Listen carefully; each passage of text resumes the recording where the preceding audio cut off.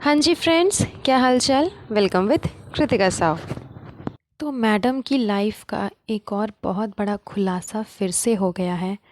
उनके पुराने राज फिर से खुल कर के सामने आ गए हैं, जिसके बारे में काफ़ी चर्चाएं पहले भी हुई है, लेकिन मैडम ने उस बारे में कभी कुछ ना तो कहा, ना ही बताया, ना ही उस चीज़ को निगलेक्ट किया कि ऐसी कोई बात नहीं है। लेकिन फ़िलहाल जितनी डीपली, जितनी एकदम आप बोल सकते हो ना, जितने अंदर से घुस कर करके सारी बातें बाहर निकाल कर के लाई गई हैं, उतना डीपली आज से पहले किसी ने नहीं बताया। ये जो पर्सन हैं जिन्होंने मैडम के बारे में इतना कुछ बताया है, इतनी सारी जानकारी दी है, वो इंसान मैडम के साथ रिलेशनशिप में था। आई मीन टू से कि उसके एंड मैडम के बीच में काफ़ी कुछ वैसा, मतलब कुछ खास बॉन्डिंग नहीं थी, लेकिन दोनों एक दूसरे के साथ रिश्ते में थे, दोनों एक दूसरे को जानते थे, दोनों एक दूसरे की फैमिली में आना जाना करते थे। तो उसी इंसान ने मैडम के बारे में एक बहुत बड़ा सच सामने ला कर के रखा है। मैडम के बारे में एक बहुत बड़ी सच्चाई बताई है, जिस चीज़ को लेकर के मैडम भी हक्की बक्की हो गई है, लेकिन मैडम ने इस चीज़ को अभी तक ना तो मीडिया के सामने लाया है, ना इस बारे में कुछ कहा है। वैसे ये सारी बातें पहले भी बाहर आई हैं, लेकिन इस तरह से नहीं आई है जिस तरह से इन्होंने बताया है। तो वो क्या है, वो आज के इस पॉडकास्ट में हम डिस्कस करेंगे। तो पॉडकास्ट को आप ध्यान से सुनिएगा, ताकि आपको मैडम की एक एक सच्चाई अच्छे से पता चल जाए। तो बढ़ते हैं हम पॉडकास्ट में आगे। जैसे कि आपको पता है कि रेडिट कम्युनिटी एक प्लेटफॉर्म है जहाँ पे हर तरह के लोग अपना अपना व्यू रख सकते हैं, पोस्ट डाल सकते हैं, मैसेज भेज सकते हैं। ये भी एक सोशल मीडिया प्लेटफॉर्म ही है।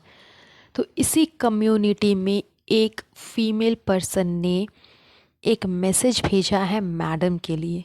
एक बात मैडम को कही गई है, मैडम के लिए एक लेटर लिखा गया है, जिसमें मैडम की सारी सच्चाई सामने रख दी गई है। एंड ये सच्चाई पढ़ करके मैडम भी एकदम बौखला गई होगी।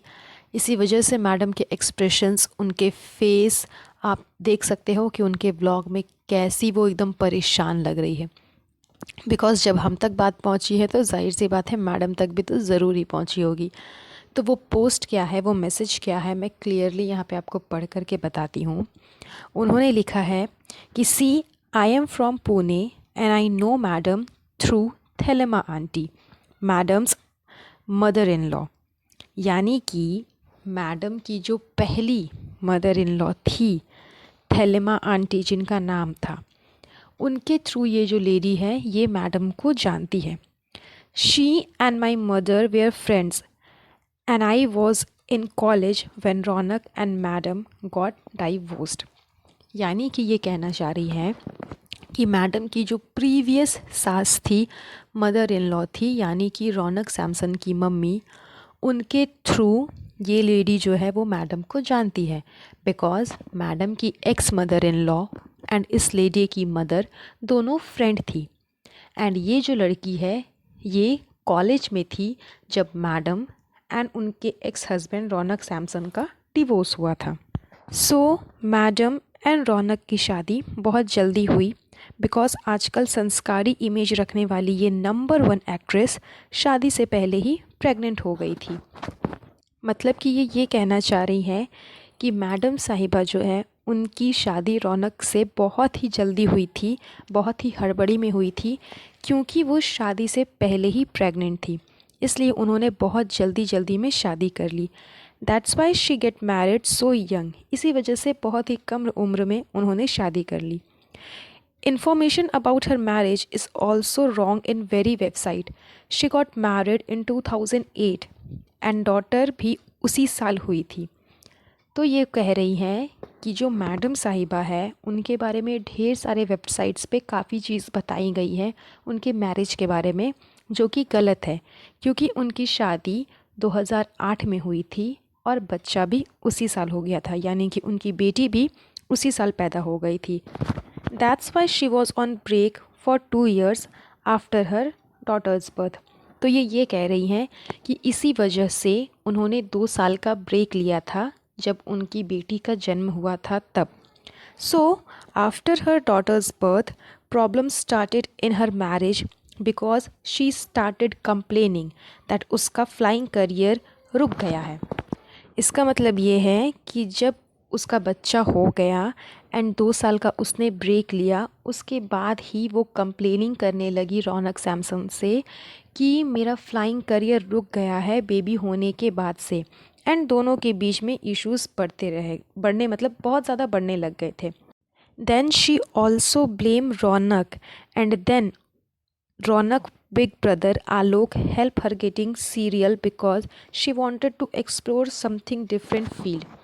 तो उसके बाद ये कह रही हैं कि जब ये चीज़ हो रही थी, इनके बीच में झगड़ा होने लगा, सारे कॉम्प्लिकेशंस बढ़ने लग गए, तो रौनक के जो बड़े भाई हैं आलोक, उन्होंने मैडम की हेल्प की कि वो टीवी इंडस्ट्री में जाए, क्योंकि मैडम को अपने फील्ड से हट करके कुछ नया ट्राई करना था। तो उन्होंने अपने एक्स हस्बैंड के बड़े भाई का हेल्प लिया एंड उनके थ्रू वो टीवी इंडस्ट्री में चली गई। इसके बाद वो लिखती है, she kept her marriage and child hidden because mostly actress are unmarried and when she met her current husband जनाब ड्यूरिंग हर सीरियल प्रॉब्लम्स और ज़्यादा बढ़ गई। तो वो ये कहना चाह रही है कि वो अपनी शादीशुदा ज़िंदगी और अपने बच्चे दोनों को इंडस्ट्री से छुपा करके रखना चाहती थी, क्योंकि इंडस्ट्री लाइन में जो ज़्यादातर जो औरतें हैं वो अनमैरिड ही रहती हैं, क्योंकि इससे उनके करियर पे ज़्यादा प्रॉब्लम हो जाता है। जो शादीशुदा रहती है, अगर आप बता दोगे कि मैं पहले से शादीशुदा हूँ, तो करियर में थोड़ा सा प्रॉब्लम हो जाता है। इस रीज़न की वजह से वो ये सारी चीज़ें छुपा करके रखना चाहती थी। एंड सीरियल्स करने के दौरान जब उनकी मुलाकात जनाब से हो गई, यानी कि उनके जो करंट हस्बैंड है उनसे हुई, तब उनके और रौनक सैमसन के बीच दूरियां और बढ़ गई, प्रॉब्लम्स और ज़्यादा बढ़ गई थी। शी वांटेड डिवोर्स एंड बेटी की रिस्पॉन्सिबिलिटी भी नहीं चाहिए थी। तो वो ये भी कह रही हैं कि उसके बाद वो चाहती थी कि किसी तरह मुझे डिवोर्स मिल जाए एंड वो अपनी बेटी की रिस्पॉन्सिबिलिटी भी नहीं लेना चाह रही थी। इन 2011 में ही she started living separately and Raunak ने भी ईजिली जाने नहीं दिया। She paid a huge alimony for divorce. तो अब ये कह रही हैं कि जब उन्होंने ये फ़ैसला सुनाया कि उन्हें डिवोर्स चाहिए, तो रौनक ने इस चीज़ की बगावत नहीं की, मतलब उसने भी उतना ये नहीं किया कि हाँ मैं नहीं दूंगा, लेकिन उसने इतनी ईजिली जाने भी नहीं दिया। उसे एक ह्यूज हम अमाउंट मिला था एलिमनी के तौर पे, जो कि डिवोर्स के टाइम पे मिलता है, एंड मैडम ने एक ह्यूज अमाउंट पे किया था, जिस वजह से रौनक ने फिर उन्हें डिवोर्स दे दिया। एंड 2011 में ही वो सेपरेट रहना स्टार्ट कर चुकी थी अपनी 2 साल की बच्ची को छोड़ करके। तो रौनक और उनकी जो मम्मी पापा है, ये लोग बच्चे को अपने पास में ही रखते थे, लेकिन जब मैडम 2011 में ही बच्ची को छोड़ करके चली गई एंड बच्ची 2 साल की ही थी उस टाइम पे, तो उसे मीडिया से छुपाना आसान नहीं था, क्योंकि 2 साल की बच्ची को आप कैसे हैंडल कर पाओगे।